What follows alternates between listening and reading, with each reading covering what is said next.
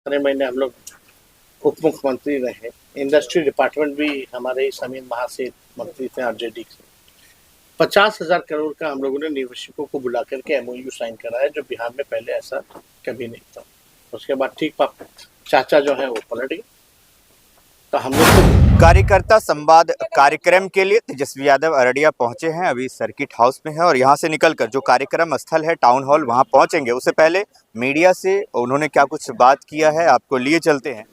देखिए, चौथा चरण हमारे कार्यकर्ता दर्शन सह संवाद कार्यक्रम का चल रहा है, और जितने भी सीमांचल के इलाके हैं, कोसी के जिले हैं, हर जगह हम लोग जाकर के अपने जो ग्राउंड ग्रास रूट पे ग्राउंड पे जो हमारे वर्कर हैं, चाहे बूथ स्तर के हों, पंचायत स्तर के हों, जिला स्तर के हों, प्रखंड स्तर के हों, जिला स्तर के हों, सभी कार्यकर्ताओं से हमारा संवाद चल रहा है। पार्टी को संगठनात्मक तौर पे कैसे मजबूत किया जाए, उसका विस्तार कैसे किया जाए, और जो सलाह हमारे कार्यकर्ता देना चाहते हैं या उनके ब्लॉक में, उनके विधानसभा में जो समस्याएं हैं, उससे ये लोग अवगत कराते हैं। इसी क्रम में जो फीडबैक के अनुसार हम लोगों ने जो है घोषणा भी की है, क्योंकि लोग भी जानना चाहते हैं कि क्या विजन है, क्या रोड मैप है।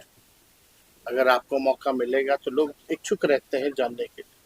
तो इसी के फीडबैक के क्रम में हम लोगों ने कई घोषणाएं भी की हैं, जिसमें कि माई बहन मान योजना की घोषणा हुई है, जिसमें कि 2500 रुपये जो है सीधे माताएं बहनों के खाते में जाएगा।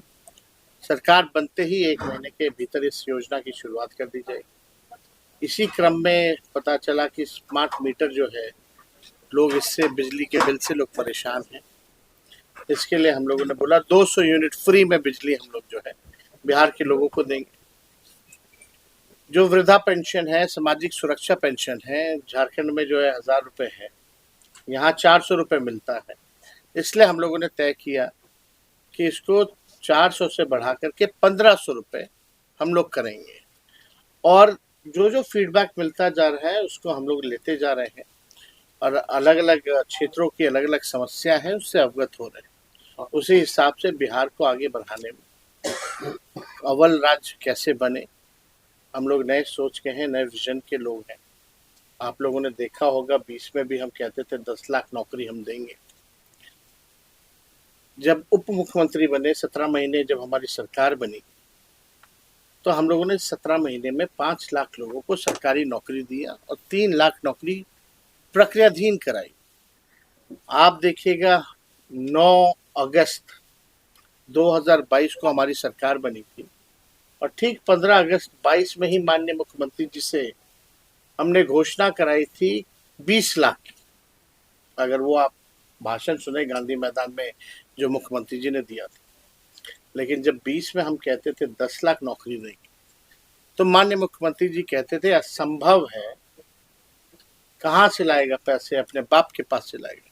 तो असंभव को भी हम लोगों ने संभव करके दिखाने का काम किया। आज लगभग जो है बीजेपी के जो नई सरकार बनी है एनडीए की, 11 लगभग 1 साल होने जा रहा है। जो हमने 3.5 लाख जो नौकरी जो प्रक्रियाधीन कराई थी, 5 लाख तो दिया, उसमें अब तक जो है किसको कितना नौकरी मिला ये बताएं नीतीश कुमार जी। जब बीपीएससी की बारी आती है तो पेपर लीक हो जाता है, लोग परेशान है, परीक्षा को रद्द करना पड़ता है, कोई नौकरी नहीं मिली। लेकिन जब हम लोग थे 17 महीने, तो कोई भी पेपर लीक नहीं हो पाया। ये सच्चाई है। और आप देखिएगा उस 20 लाख का वादा कब पूरा करेंगे। हम तो कहना चाहते हैं कि मुख्यमंत्री जी को खुलकर के आकर के बताना चाहिए कि आखिर क्यों नहीं कर पा रही है, पेपर लीक क्यों हो रहा है। तो हम इतना जरूर कहेंगे कि हमारे पास विजन है, रोड मैप है, काम करने का तरीका हमें पता है। अब मुख्यमंत्री जी टायर्ड हो चुके हैं और उनके अधिकारी जो है रिटायर्ड है। रिटायर्ड अधिकारी और टायर्ड मुख्यमंत्री से बिहार अब चलने वाला नहीं है। तेजस्वी आगे आगे रहेगा और मुख्यमंत्री जो है उसी की नकल करते करते पीछे पीछे उसी काम को गिनवाने का काम करेंगे। जो कि खुद कहते थे पहले असंभव है, उसको हम लोगों ने संभव करके दिखाने का काम किया। वही नियोजित शिक्षक से हमने वादा किया था जब भी सरकार में आएंगे तो 4.5 लाख जो नियोजित शिक्षक है उनको राजकीय कर्मी का दर्जा देंगे। हम लोगों ने वो भी दिया, राजकर्मी का दर्जा दिया। तालमी मरकज हो, विकास मित्र, टोला सेवक, स्वयं सहायता समूह, आंगनबाड़ी, आशा, सबके मानदेय को भी हम लोगों ने बढ़ाया। जाति आधारित गणना भी कराई। हम लोगों ने आरक्षण की सीमा को भी 65% जो है बढ़ाने का काम किया। EWS 10% एज इट इज रख के टोटल आरक्षण 75%। तो देखिए, जहां तक नौकरी का सवाल है, सबसे बड़ा बिहार में जो है बेरोजगारी बड़ी है। अगर आप नीति आयोग का रिपोर्ट देखें, महंगाई है, यहाँ पलायन बहुत ज़्यादा है, आप देखिएगा गरीबी बहुत ज़्यादा है। इस पे कोई जो है चर्चा नहीं कर रही है लोग। लेकिन किसी भी कीमत पर जो है ये थके हुए मुख्यमंत्री से जितने रिटायर्ड अधिकारी हैं, ये लोग पीछे पीछे रहेंगे और इनसे हम लोग काम करवा करके रहेंगे। दूसरी बात, आप देखे होंगे कि अमित शाह जी ने कल जो है बाबा साहब अम्बेडकर को लेकर के जो राज्यसभा में, पार्लियामेंट में उन्होंने बोला, इसकी हम घोर निंदा करते हैं। पहले यही भाजपा के लोग, आरएसएस के लोग गांधी जी को गाली देते थे, कर्पूरी जी को गाली देते थे, अब नेहरू जी को गाली दे रहे हैं और अब अंबेडकर जी को गाली देने का काम करते हैं। इन आरएसएस और भाजपा के पास कोई महापुरुष तो है नहीं, आजादी में इनका कोई योगदान तो रहा नहीं। केवल नफरत फैलाना, भाई को भाई से लड़ाना, यही काम में लगे रहते हैं लोग। अब चाहते हैं जो महापुरुष हैं उनके नाम को जो है बदनाम किया जाए। तो इसका हम लोग कड़ा विरोध हम लोग जो है पूरी तरीके से करते हैं।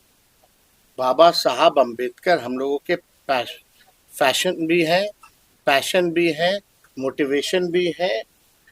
बाबा साहब अम्बेडकर, तो किसी भी कीमत पर बाबा साहब अम्बेडकर का हम लोग जो है अपमान जो है झेलने वाले नहीं है। और हम सब लोग मिलकर के जो है, कल भी हमने ट्वीट करके अपने बात को जो है सभी के सामने जो है हम लोगों ने रखा है। तो भाजपा के लोगों की मानसिकता ये दिखाती है। कल जब अमित शाह जब बोल रहे थे तो उनका बॉडी लैंग्वेज देखिए और भाषा देखिए कि किस प्रकार से बाबा साहब अम्बेडकर को लेकर के उन्होंने वक्तव्य दिया। उन 17 सेकंड में ही बातें स्पष्ट हो जाती है कि इन लोगों की मानसिकता क्या है। हम लोग तो कई बार कहते रहे ये लोग संविधान विरोधी लोग हैं। ये पूरी तरीके से ये लोग बाबा साहब अम्बेडकर का जो है नाम को बदनाम करना चाहते हैं। जैसे कि इन लोगों की कोशिश रही है पूर्व में, गांधी जी हो, कर्पूरी जी हो, नेहरू जी हो, इनको नाम को बदनाम करने की। तो हम लोग यहाँ आज अररिया आए और यहाँ संवाद होगा लोगों से, और मुझे पूरा भरोसा है कि जो कमी होगी संगठन को कैसे आगे बढ़ाना है, जो भी कमी होगी उसके हम लोग भरपाई करेंगे, कमी को दूर करेंगे और एक मजबूत संगठन के रूप में हम लोग जो है बिहार में जो भी चुनौतियां हैं फिरका परस्त शक्तियों के आगे, उसको हम लोग करारा जवाब देने में कामयाब ही नहीं होंगे, बल्कि सत्ता से भी बेदखल करेंगे।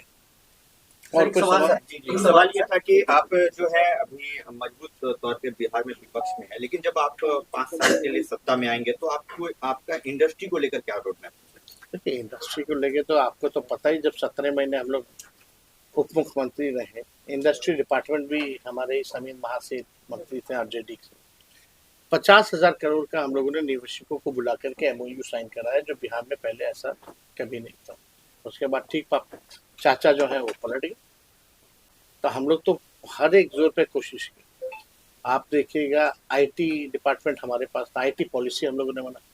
स्पोर्ट्स डिपार्टमेंट हम लोगों के पास था, स्पोर्ट्स पॉलिसी हम लोगों ने बनाई।